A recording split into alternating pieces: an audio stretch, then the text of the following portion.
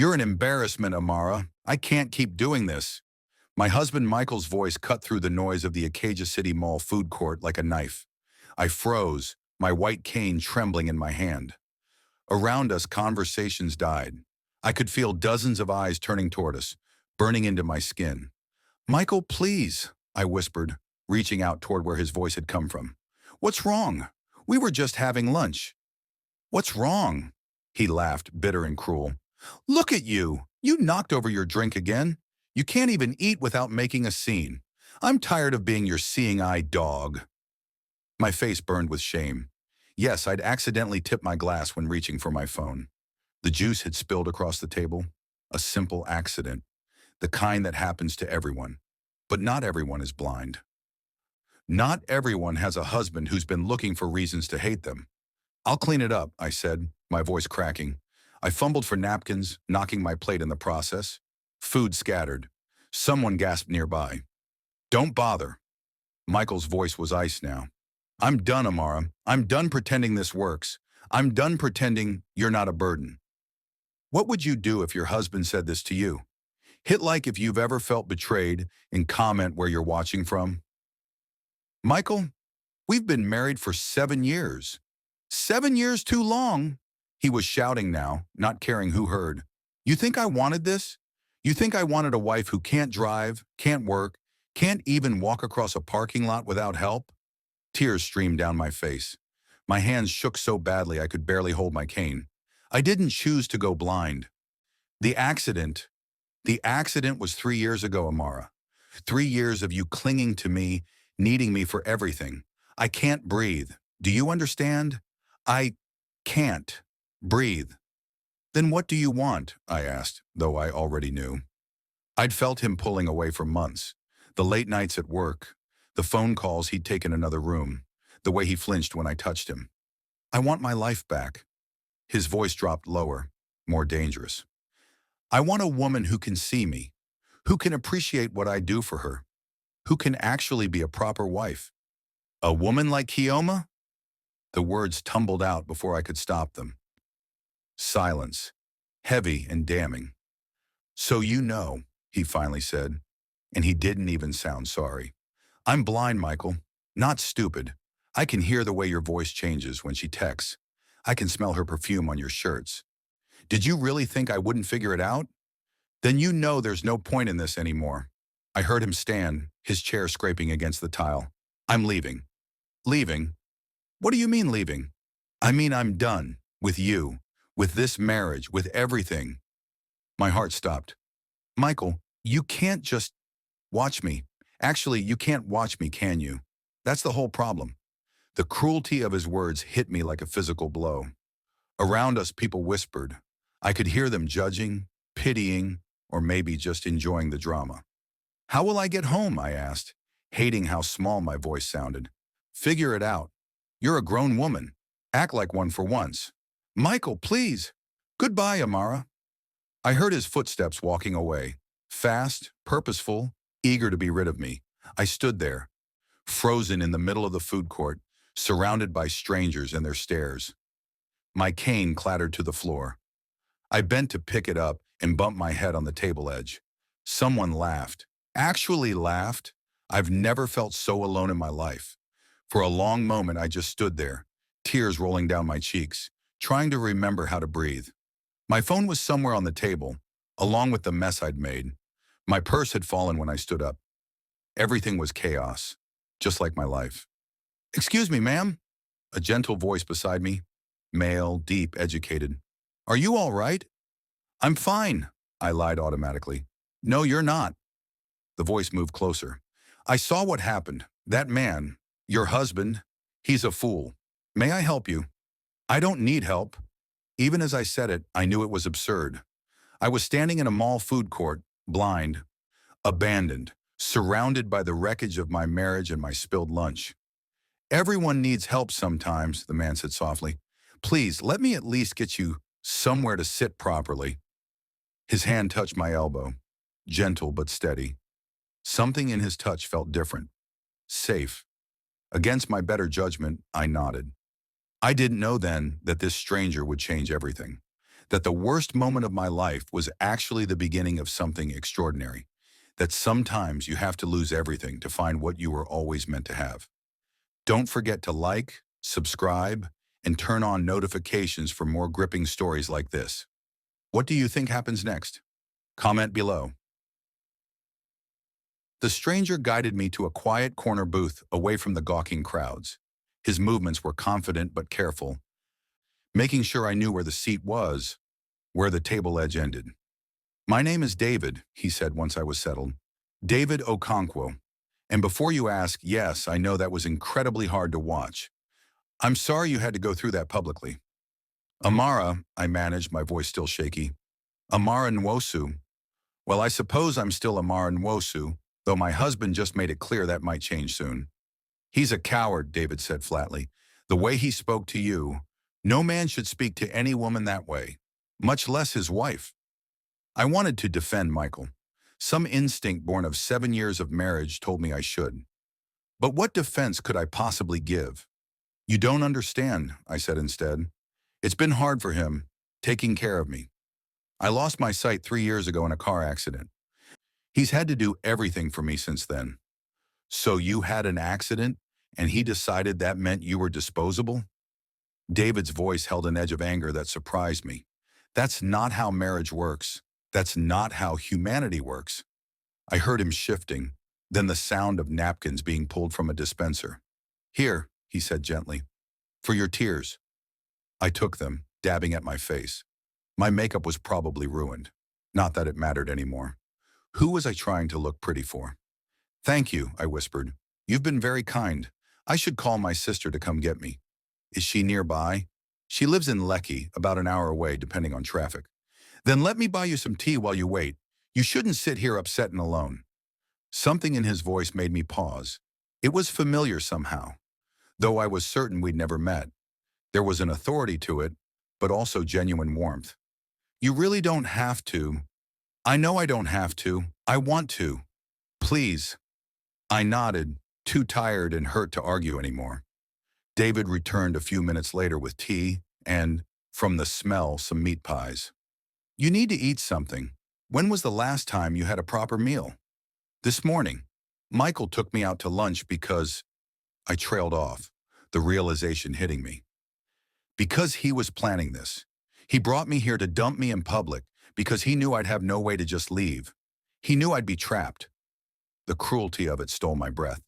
Then he's not just a coward. He's a monster. David's voice was cold now. "Amara, I need you to understand something. What he did to you isn't just wrong morally. It might actually be illegal. Spousal abandonment is a crime in Nigeria, especially under circumstances like this." "You sound like a lawyer." He laughed softly. "Close. I work with the law quite a bit in my profession. But more importantly, I know cruelty when I see it." We sat in silence for a moment. I sipped the tea. It was perfect. Not too hot, just the right amount of milk and sugar. Somehow he'd known exactly how I liked it. "Can I ask you something?" David said after a while. "Of course." "What did you do? Before the accident, I mean." "I was an architect," I said, and felt the familiar ache of lost dreams. "I designed homes, mostly. I loved it. I loved seeing spaces take shape, understanding how light would move through rooms, how people would live in the spaces I created." Past tense? I can't exactly draft blueprints when I can't see them. The bitterness in my voice surprised even me. "Michael said I should just accept it and be a housewife, that it was enough for me to take care of our home." "But it wasn't enough for you." "No." The admission felt like betrayal, but it was true. I tried. God knows I tried. But I felt useless. There are programs, technologies that help blind people work, but Michael said they were too expensive, that we couldn't afford them. He said I should be grateful he was taking care of me at all. "While he was sleeping with Kioma," David said quietly. "While he was sleeping with Kioma," I confirmed. "I found out 2 months ago. I heard them on the phone. He doesn't know I knew everything. Chioma is his colleague at the bank. She's 25, beautiful from what I've gathered, and she can see. Beauty isn't about sight, Amara.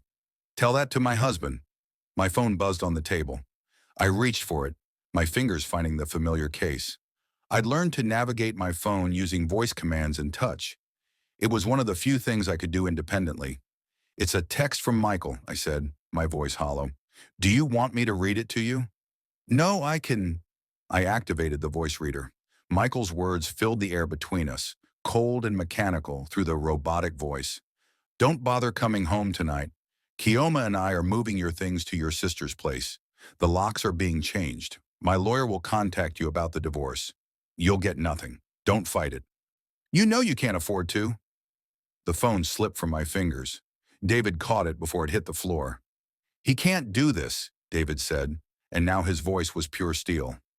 "Amara, listen to me carefully. He absolutely cannot do this. Nigeria's matrimonial property laws don't work that way. If you've been married for 7 years, you have rights. Substantial rights. I don't have money for a lawyer. Michael controls all our accounts." "Then it's good you met me today." I heard him moving, then the sound of a business card being placed on the table. "My family has resources and connections. If you want to fight this, I can help you. No cost, no strings attached. Just one person helping another who's been wronged." "Why?" I asked, finally voicing the question that had been building. "Why would you help a complete stranger?" David was quiet for a long moment. "Because 5 years ago, my sister went through something similar," he said finally. "Her husband left her when she was diagnosed with cancer. Abandoned her during the worst time of her life. She had no one to fight for her. By the time our family realized what was happening, she'd lost everything. What happened to her? She survived. The cancer went into remission. But the experience broke something in her. She's never been the same." His voice cracked slightly. "I swore then that if I ever saw someone else being treated that way, I wouldn't just stand by and watch. I'd help." My throat tightened. I don't know what to say. "Say you'll fight. Say you won't let him destroy you." "I don't know if I can." "Then let me help you find out." My phone buzzed again, then again, and again. "More texts," David said grimly. "Should I?" "Yes, please."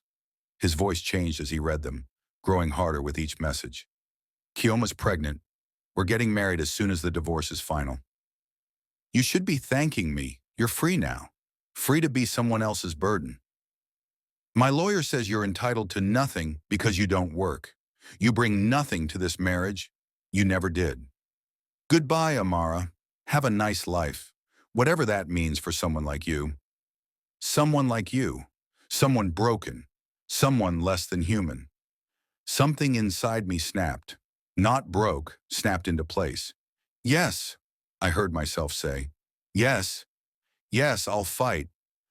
I'll fight him for every single naira he thinks he can keep from me. I'll fight him in court. I'll fight him in public. I'll fight him until he knows what it feels like to lose everything." For the first time since Michael walked away, I felt something other than pain. I felt power. Don't forget to like, subscribe, and turn on notifications for more gripping stories like this. What do you think happens next? Comment below. My sister Ngozi arrived an hour later, her heels clicking frantically across the mall floor before she pulled me into a crushing hug. "Amara, oh my God, are you okay? Your text said, 'I came as fast as I could.'" She was breathless, her words tumbling over each other. "I'm okay," I said, though we both knew it was a lie. "Michael sent me a message. He said—" She stopped abruptly, and I could feel her gaze shifting to David. "Who's this?" "David Okonkwo," he introduced himself smoothly. "I witnessed what happened earlier and stayed with your sister until you arrived. I didn't want her to be alone." "David has offered to help me with the divorce," I added quickly. "He has legal connections."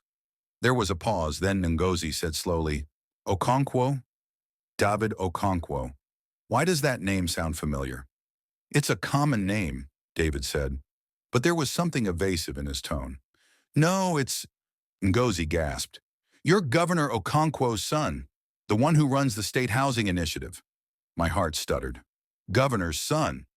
I prefer to just be David," he said quietly. "But yes, my father is Governor Peter Okonkwo." "Oh my God," Ngozi breathed. "Amara, Do you know who this is? He's practically royalty. His family owns half of Lagos. Ngozi, I started, but she was on a roll. I've seen him on the news. He's the one who's been building affordable housing for disabled citizens. The Accessible Homes Project. It's been all over social media. Suddenly, pieces clicked into place. David's familiarity with disability law, his passion when talking about my rights, his resources. Why didn't you tell me? I asked, turning toward where I knew David was sitting. Would it have changed anything? He asked gently. You needed help. I could provide it. My father's position doesn't change that. It changes everything. People will think. They'll say I'm using you, that I'm some gold digger trying to trap a rich man. Let them say whatever they want. His voice was firm. Amara, I meet people every day who want something from my family name. You didn't even know who I was. You just needed someone to be kind to you. That's all I'm being, kind. But Michael will say, Michael doesn't get a say anymore. Ngozi cut in sharply. Amara, this man is offering to help you. Real help. The kind we can't afford on our own. Don't turn it down because you're worried about what people think. She was right, but accepting help from a governor's son felt like stepping into a completely different world, one I didn't understand and certainly didn't belong to. I need to think, I said weakly. Then think at my place, Ngozi said. Come on, let's get you out of here. David stood. Take my card. It has my personal number. Call me when you're ready to talk. But Amara, don't wait too long. Michael is already moving. He's changing locks, moving your things. The longer you wait, the harder it gets to fight back. I took the card, my fingers tracing the raised lettering. Expensive cardstock. Embossed letters. Another reminder of how different our worlds were. Ngozi's apartment in Lekki was small but neat. She guided me to the couch while she made tea. The second tea of what was proving to be the worst day of my life. So, she said, settling beside me, Michael's really doing this. He's really doing this. I told her about Kioma, about the pregnancy, about the texts. Ngozi swore colorfully in Igbo. That bastard, that absolute bastard. And he's taking everything? Everything. He says I have no right to any of it because I don't work. That's not how Nigerian law works. You've been married 7 years. You're entitled to at least half of everything acquired during the marriage. That's what David said. David, Ngozi drew out the name. Governor Okonkwo's son, David, who just happened to be at the mall when your husband abandoned you, who just happened to offer you legal help, who just happened to stay with you for over an hour. I felt my face heat. It's not like that. Like what? Like whatever you're thinking. I'm thinking a very rich, very handsome man just showed interest in helping my sister. And you're blushing. I'm grieving my marriage, Nosy, not looking for a rebound. I know. She squeezed my hand. But Amara, maybe this is a blessing in disguise. Michael was suffocating you. He's been making you feel useless for years. Maybe it's time you remembered who you were before you lost your sight. An architect who can't see. An architect who can still design. An architect who still has a brilliant mind, even if your eyes don't work the same way. Michael said the software was too expensive. Michael was lying. Ngozi's voice turned hard. I looked into it last year. There are free programs, training courses, support groups. Michael didn't want you to have them because as long as you were dependent on him, he had power over you. The truth of her words hit me like cold water. He wanted me helpless. He wanted you controllable. There's a difference. What did you do when you realized your spouse was sabotaging you? Share your story in the comments below. My phone buzzed. Another text from Michael. This time, Ngozi read it aloud. Forgot to mention, the car accident that made you blind, the insurance payout, I've been investing it.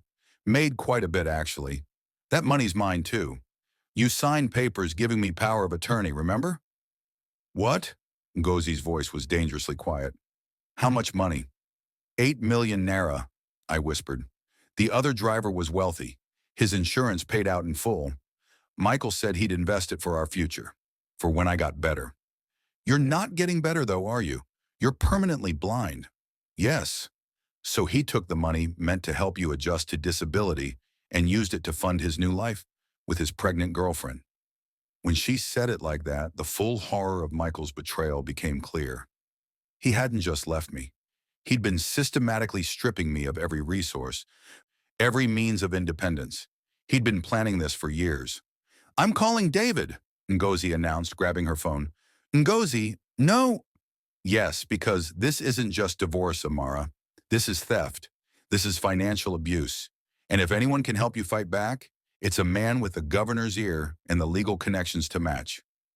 She made the call before I could stop her. I listened to the one-sided conversation, my stomach churning. "David, it's Ngozi, Amara's sister. Yes, she's here." "No, she's not okay. It's worse than we thought." She explained about the insurance money, about the power of attorney, about Michael's systematic financial control. "Can you come over?" she asked finally. "I think we need to move fast on this." "Thank you. Yes, I'll text you the address." She hung up. "He's coming. Tonight. He says this changes things legally. He wants to get started on the paperwork immediately." "Tonight? Ngozi, it's already 8 o'clock. He doesn't care. He says cases like this need immediate action." She paused. "Amara, I think you need to prepare yourself. This isn't going to be a quiet divorce. Once we start digging into Michael's finances, once we start fighting back, he's going to get nasty." "Nastier than abandoning me at a mall?"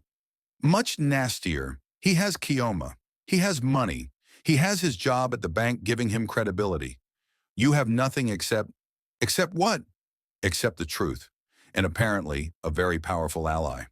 David arrived an hour later with 2 lawyers in tow. One was a woman named Mrs. Adeyemi, a fierce-looking matrimonial law specialist. The other was Mr. Chukwu, who specialized in financial fraud.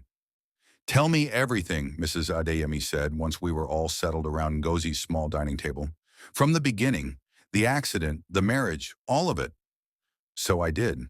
I told them about the car crash 3 years ago, the head trauma that damaged my optic nerves, the months of hoping I'd heal, the slow acceptance that I wouldn't. I told them about Michael's initial support that gradually turned to resentment, about Kioma, about the insurance money and the power of attorney. "Do you have copies of any financial documents?" Mr. Chukwu asked. "No. Michael handled everything. Bank statements, investment records? I don't know where he kept them." The lawyers exchanged glances. "This is going to be difficult," Mrs. Adeyemi said carefully. "Without documentation, we're working blind." She stopped, horrified. "I'm sorry. That was—" "It's fine," I said tiredly. "I am working blind. That's the whole problem." "Actually," David interjected, "it might be Michael's problem." "How so?" "Because he used funds from Amara's insurance settlement without proper documentation. If he can't prove that money was invested legitimately, with her full informed consent, he's committed financial fraud." David's voice held a sharp edge. "And I know people at the Financial Crimes Commission. They'd be very interested in a bank employee misappropriating funds from a disabled spouse." "You'd really go that far?" I asked. "Michael went that far first," David said simply. "He just assumed you'd be too weak or too afraid to fight back." "I am afraid.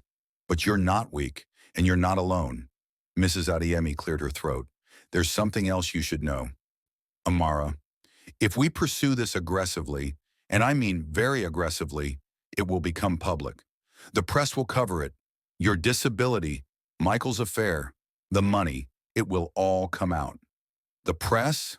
My stomach dropped. "David's involvement makes this newsworthy," she said frankly. "Governor's son helps blind woman fight abusive husband? That's a story the media will eat up." "I don't want to be a story." "Then we can go the quiet route," Mr. Chukwu said. "Settle privately. You'll probably get something, though less than you deserve. Michael will get to keep his reputation. Kioma won't be publicly exposed. Everything stays quiet." "And Michael learns nothing," Ngozi said hotly. "He gets to abandon his wife, steal her money, and ride off into the sunset with his pregnant girlfriend. That's not justice." "No," I agreed slowly. "It's not." I thought about Michael's face when he left me at the mall, the contempt in his voice, the way he'd laughed at my blindness.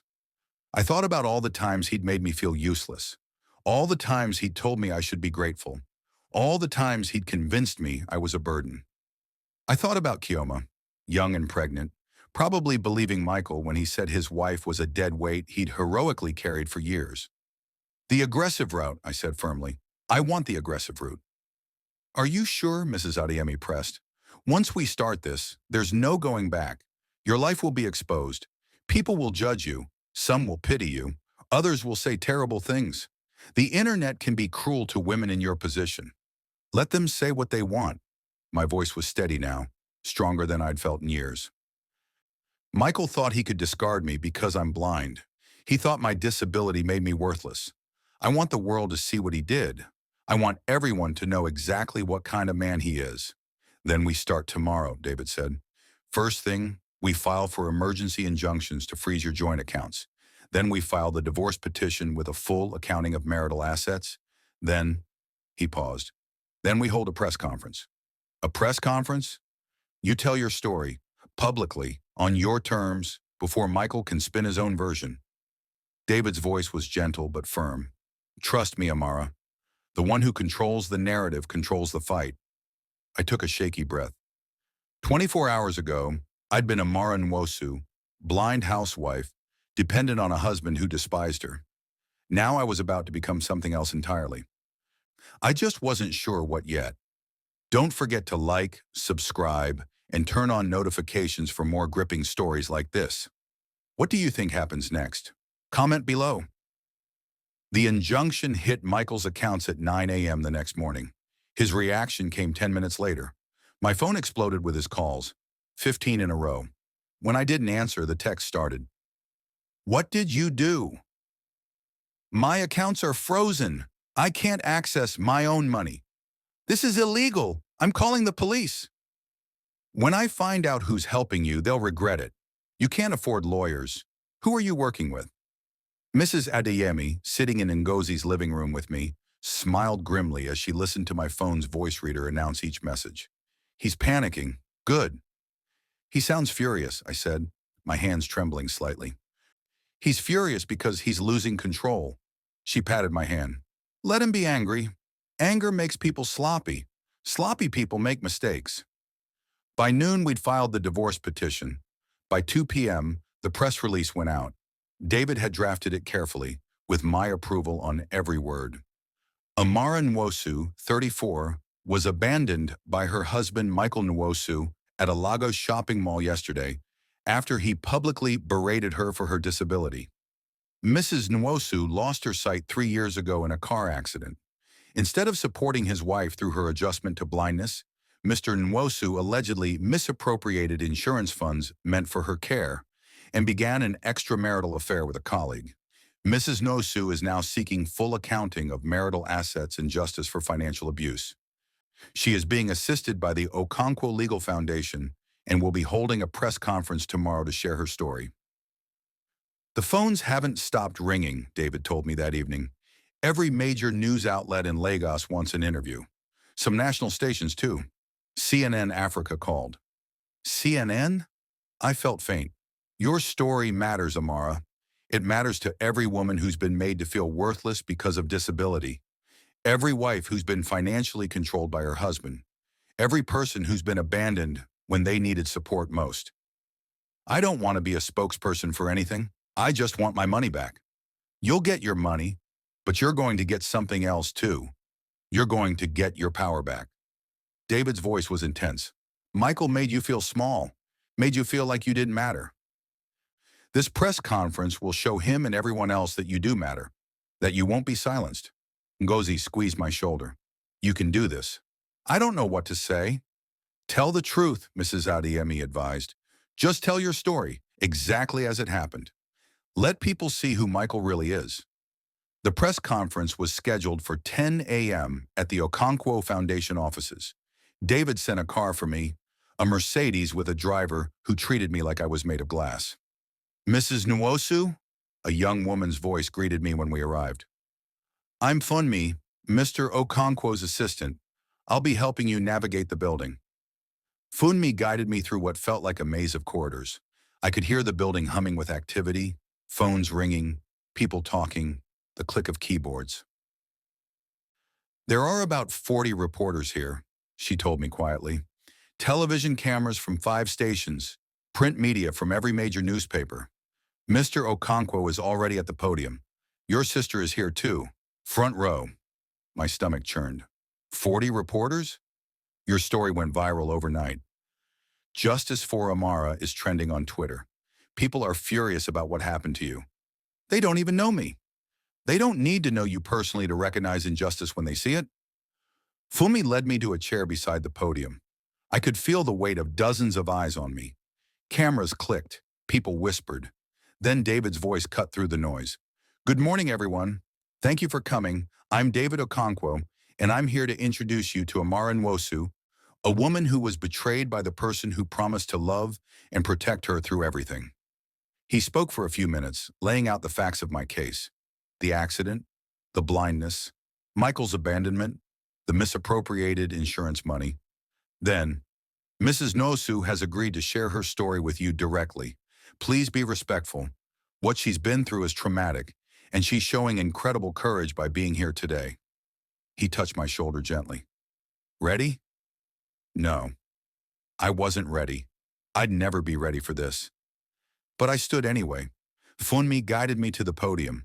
My hands found the edges of the smooth wood. I'd rehearsed what I wanted to say a dozen times last night. All of it fled my mind the moment I opened my mouth. My name is Amara Nwosu, I began, my voice shaking. And 2 days ago, my husband left me in a shopping mall because I'm blind. The room went absolutely silent, so I told them everything. I told them about the car accident, about waking up in the hospital to darkness that never lifted, about Michael's initial support that slowly curdled into resentment. I told them about Kioma, about the pregnancy, about the texts Michael sent while I sat abandoned among strangers. He told me I was an embarrassment, I said, and my voice cracked. He told me I was a burden. He told me I should be grateful he'd taken care of me as long as he had. A reporter shouted a question. How did you survive the past 3 years? I didn't survive them. I endured them. There's a difference. Michael didn't want a wife. He wanted someone who would be grateful enough to never question him. Someone weak enough to control. Did you know about the affair? I knew. I heard them on the phone. I smelled her perfume. I'm blind, not stupid. But I was afraid to say anything because I was financially dependent on him. He controlled every naira, every decision. I couldn't leave because I had nowhere to go. Another question, why come forward now? Because staying silent means Michael wins. It means every other woman in my position learns that disability makes her disposable, that her husband can steal from her, betray her, abandon her, and face no consequences. I gripped the podium harder. I won't be silent. Not anymore. Mrs. Nwosu, a woman's voice sharp with challenge. Some people are saying you're using your disability to gain sympathy, that you're exaggerating your husband's actions to get a better settlement. How do you respond? The question hit like a slap, but Mrs. Adeyemi had warned me this would come. I would give anything to have my sight back, I said clearly. I would give anything to be able to work again, to be independent again, to walk down a street without fear. My blindness isn't a tool. It's a tragedy that I live with every single day. If people think I'm exaggerating, they can look at the medical records, the police report from the accident, the insurance payout that my husband has refused to account for. I paused. As for using my disability, I'm not using it. My husband used it against me. I'm just finally fighting back. The questions continued for another 20 minutes. Some were sympathetic, others were hostile. A few reporters clearly thought I was a gold digger trying to trap David Okonkwo. I answered them all as honestly as I could. Finally, David stepped in. That's enough for today. Mrs. Nwosu will not be taking any more questions. Thank you all for coming. Funmi guided me off the stage. My legs were shaking so badly I could barely walk. Ngozi met me halfway, pulling me into a fierce hug. You were amazing, she whispered. So amazing. I thought I'd throw up. You didn't. You were strong and clear and perfect. David approached. The response is already overwhelming. Social media is exploding. Justice for Amara has doubled in mentions just in the last hour. Is that good? It's very good. Public pressure works, Amara. Michael's employer is already getting calls. People demanding to know how they employ someone who steals from his disabled wife. His employer? My stomach twisted with an emotion I couldn't quite name. Not quite guilt, but close. The bank has a reputation to protect. They can't be seen supporting someone accused of financial abuse, especially when that someone is a banker. It undermines trust. I don't want him to lose his job. I just want my money. He should have thought about that before he stole from you, Ngozi said harshly. My phone buzzed, more text from Michael. You've destroyed me. Are you happy now? Kioma left. She can't handle the pressure. She lost the baby. This is your fault. Everyone at work is staring at me. They're calling me a thief, a monster. This is what you wanted, isn't it? I'm going to lose everything because you couldn't just accept that our marriage was over. You're vindictive. You're cruel. I stood there listening to the voice reader announce each message in its mechanical tone and felt nothing. Or maybe not nothing. Maybe something like justice. He says Kioma lost the baby, I told David and Ngozi quietly. Oh? Ngozi's voice softened slightly. That's sad. It is, I agreed. But it's not my fault. Michael's choices led to this, not mine. He's trying to make you feel guilty, David observed. Classic abuser tactic. When they lose power, they try to make you responsible for the consequences of their own actions. Is it working? Is it? I thought about it. Really thought about it. No, I said finally. I feel sorry for Kioma. I even feel sorry for the baby who'll never be born. But I don't feel sorry for Michael.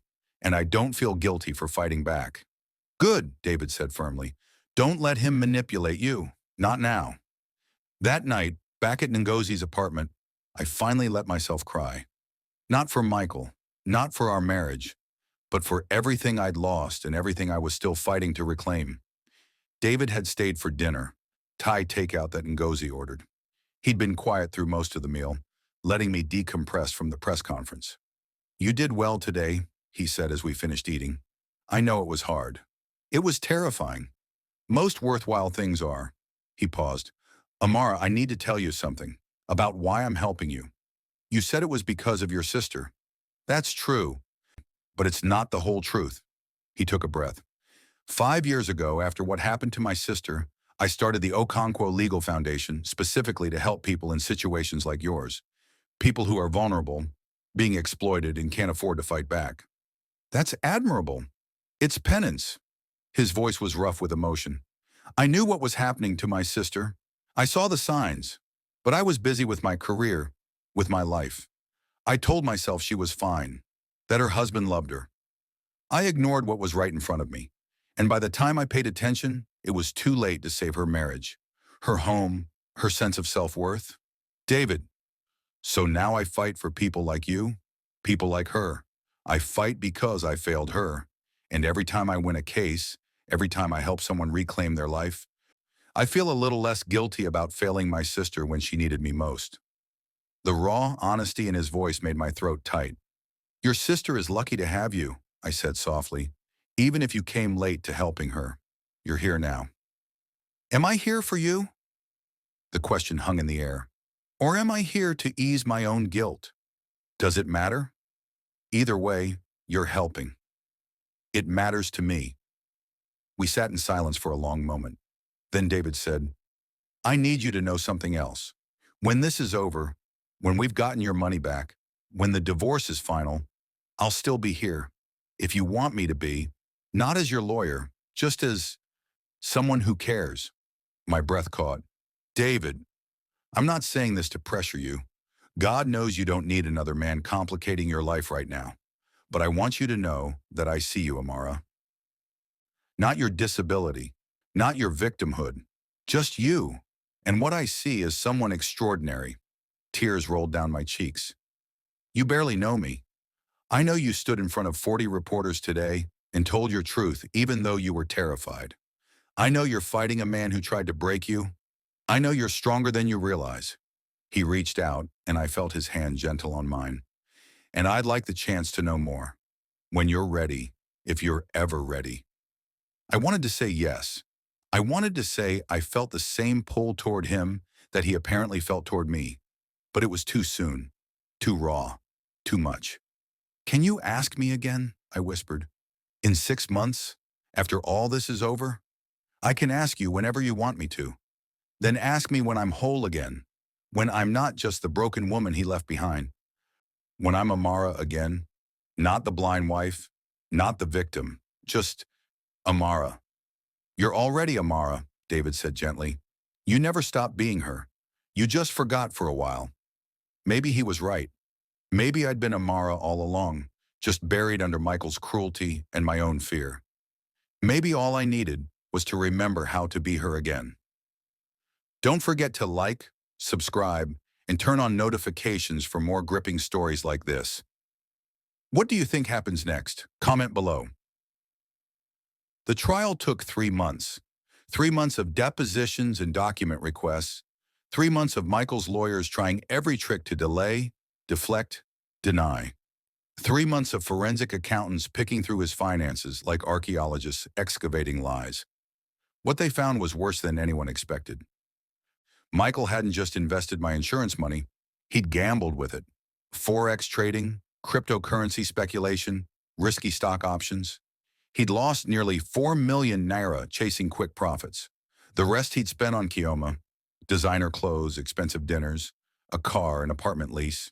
My money, my compensation for losing my sight, spent on the woman he was cheating with. We have him, Mr. Chukwu told me triumphantly. Misappropriation of funds, breach of fiduciary duty, financial abuse. He can't defend any of it. What does that mean for me? It means you'll get everything. The house, the remaining investments, spousal support, and punitive damages. Michael will be lucky if he's not facing criminal charges. But it wasn't the money that mattered most. Not anymore. It was the day Michael had to face me in court. The courthouse was packed. Mrs. Adeyemi had warned me there would be spectators. The case had become something of a cause célèbre, but I wasn't prepared for the crowd that showed up. Women mostly. Dozens of women who'd followed my story on social media, who'd shared their own tales of financial abuse and spousal abandonment, who saw themselves in me and wanted to witness what they were calling justice finally served. Ngozi guided me to our table. David sat on my other side, not as my lawyer, Mrs. Adeyemi was handling that, but as support, as a friend, as maybe something more, though we hadn't defined it yet. We'd been spending time together over the past 3 months. Dinners, long talks. He'd helped me find adaptive technology programs for architects, helped me start thinking about working again, but we'd kept things careful. Appropriate. We both knew I needed to stand on my own before I could stand beside anyone else. Michael just entered, Ngozi whispered. I couldn't see him, but I felt his presence. The weight of his stare. 7 years of marriage teaches you to sense such things. He looks terrible, David murmured. Like he hasn't slept in weeks. Good, Arimi, I said, and meant it. The judge entered. The bailiff announced the case. And then Mrs. Adeyemi began her presentation. She was magnificent. For 2 hours, she systematically dismantled Michael's defense. She showed bank records, investment statements, receipts from jewelry stores and boutiques. She presented testimony from his colleagues about his affair with Kioma. She showed my medical records documenting my blindness and the psychological trauma of his abandonment. Mr. Nwosu didn't just break his marriage vows, she concluded. He broke the law. He took money that was meant to help his disabled wife rebuild her life, and he used it to fund an extramarital affair. He then attempted to abandon that wife without any financial support, leaving her destitute. This isn't just divorce, Your Honor. This is financial abuse, elder abuse, and disability discrimination. Elder abuse, the judge questioned. Mrs. Nwosu is only 34. Elder abuse laws in Nigeria protect vulnerable adults regardless of age. Mrs. Nwosu's disability makes her a protected class. Mr. Nwosu exploited that vulnerability for financial gain. The judge nodded slowly. Mr. Adelek, he turned to Michael's lawyer. Your response? Michael's lawyer stood. He was expensive. Michael had scraped together funds for the best defense he could buy. But even the best lawyer can't defend the indefensible. Your Honor, my client admits that the marriage became difficult, that he made mistakes. But he contends that his wife is exaggerating the severity of his actions to gain sympathy and a larger settlement. The insurance money was in a joint account. Technically, he had every right to invest it as he saw fit. Even if those investments benefited his mistress instead of his blind wife? The judge asked dryly. Your Honor, we contest the characterization of the relationship as an affair. My client and Miss Chioma Obi only became involved after the marriage was effectively over. The marriage was effectively over when Mr. Nwosu decided it was? Mrs. Adeyemi shot back. That's not how the law works. The judge held up a hand. I've heard enough. But before I rule, I'd like to hear from the parties themselves. Mrs. Nwosu, would you like to address the court? My heart hammered. We'd prepared for this. But preparation doesn't stop fear. I stood. Ngozi guided me to the witness stand. Mrs. Nwosu, the judge said, his voice kind, tell me why you're here. I'm here because my husband taught me that I was worthless, I said, my voice steady despite the tears on my face. He taught me that losing my sight meant losing my value as a person. He made me believe that I should be grateful for whatever scraps of affection he threw my way, because who else would want a blind woman? And now? Now I know he was wrong. I know my worth isn't determined by my ability to see. I know I deserve respect and dignity and a partner who doesn't view me as a burden. I'm here because I won't let him teach other disabled people that they're disposable. I won't let him get away with stealing my future to fund his affair, and I won't let him walk away without consequences. The judge nodded. Mr. Nwosu, your turn. I heard Michael stand, heard him approach the witness stand. For the first time in 3 months, we were in the same room, breathing the same air. I loved you, Michael said, and his voice was broken. I really did, Amara. When we got married, I meant those vows. But watching you go blind, it was like watching you disappear. You weren't the woman I married anymore. I was the same person, I said quietly, just without sight. You were helpless. You needed me for everything. I couldn't breathe. I couldn't live my own life. Every moment was about taking care of you.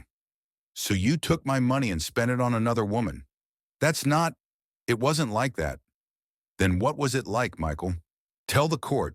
Tell everyone how you spent the money meant to help me adjust to blindness on designer handbags for your girlfriend.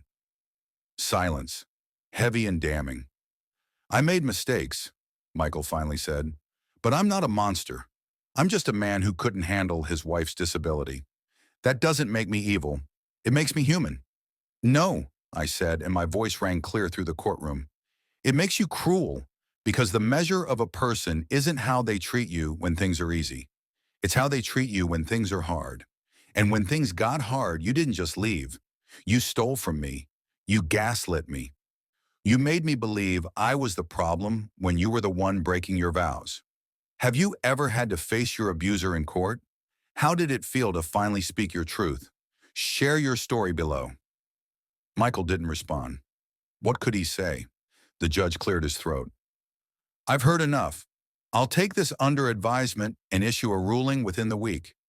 Court is adjourned. The ruling came 3 days later. The judge awarded me everything. The house, the remaining investments, 7 years of spousal support at Michael's current salary, and punitive damages of 5 million naira for emotional distress and financial abuse. Additionally, the judge recommended that the case be referred to the Financial Crimes Commission for investigation into possible fraud and embezzlement. Michael's lawyer immediately filed an appeal. But Mrs. Adeyemi assured me it wouldn't succeed. The evidence was too clear. The law was too much on our side. You won, David said when we got the news. Completely. I won, I repeated, trying to make myself believe it. How does it feel? Surreal. Like I've been fighting so hard for so long that I forgot what victory would actually feel like. And now that you know, I thought about it, really thought about it. It feels like breathing, I said finally. Like I've been underwater for 3 years and I'm finally coming up for air. 6 months after the trial, I returned to work. Not as the architect I'd been before. Not exactly, but as something new. I'd spent months learning adaptive software, retraining my brain to think about design in different ways. Touch models instead of visual blueprints.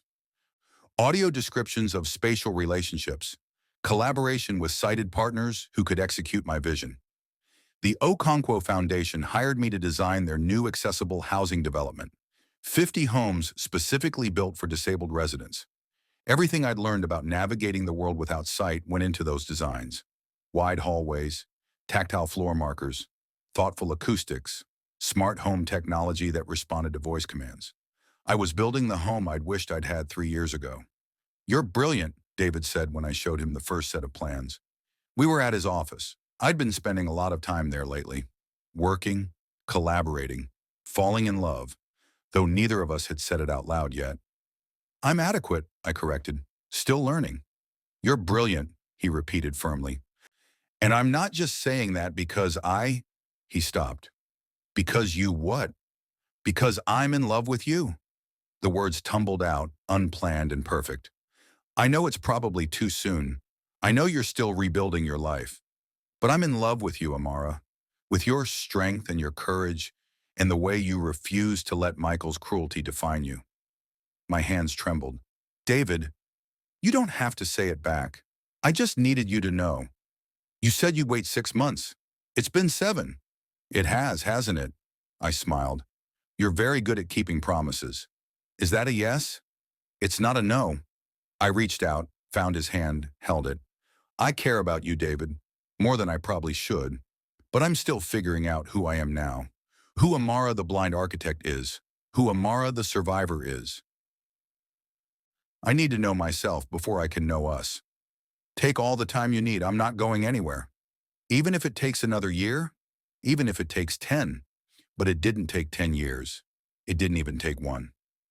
3 months later, when I completed the final designs for the housing development, when I stood in front of the construction site and knew I'd created something meaningful, something that would help people like me, that's when I knew.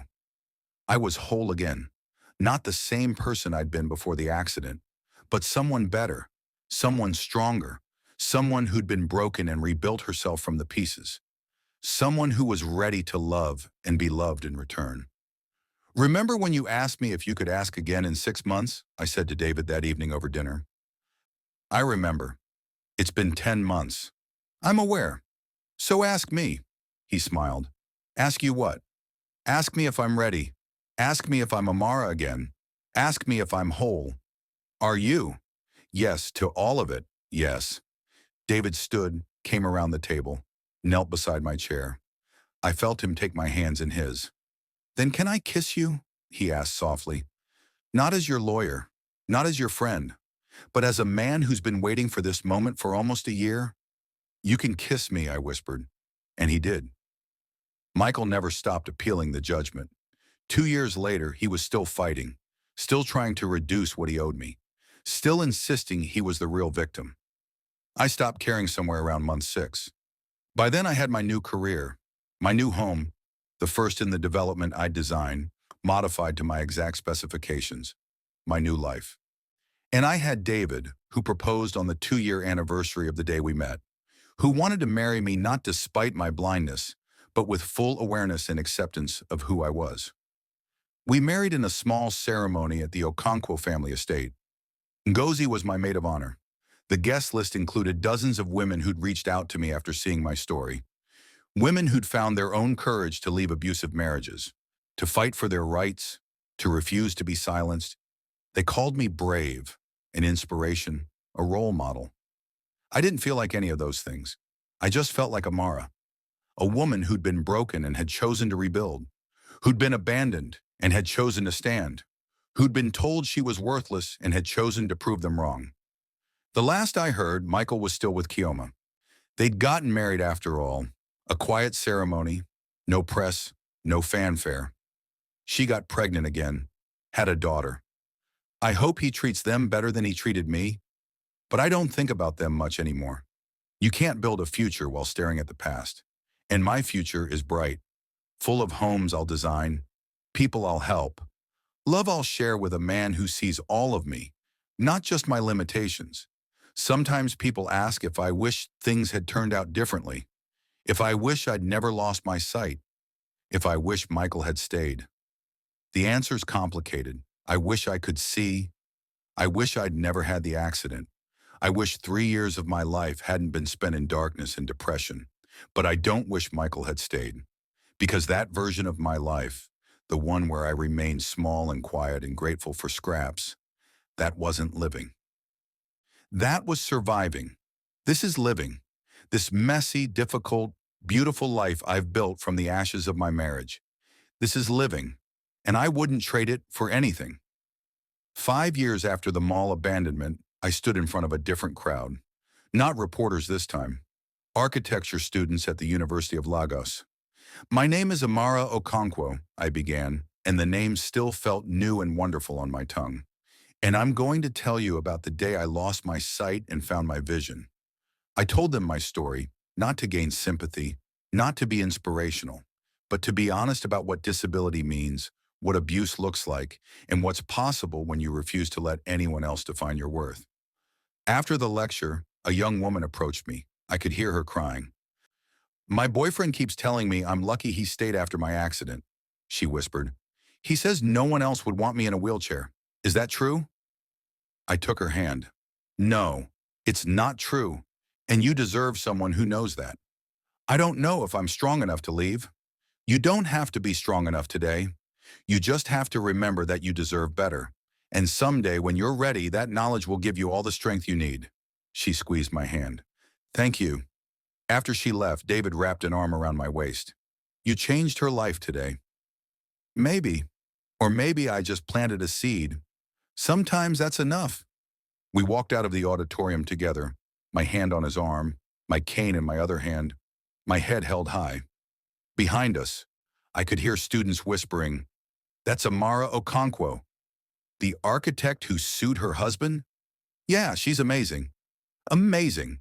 Not because I was blind, not despite being blind, just amazing." And maybe that's the real victory. Not the money, not the court ruling, not even the successful career I'd rebuilt, but the knowledge that I am enough, exactly as I am, blind and brilliant and beloved, whole. Thank you for following Amara's journey. If this story moved you, hit like and subscribe for more powerful African tales of resilience, love, and justice. Have you or someone you know overcome a devastating betrayal? Share your story in the comments. Your courage might inspire someone else. And don't forget to turn on notifications so you never miss our next gripping story.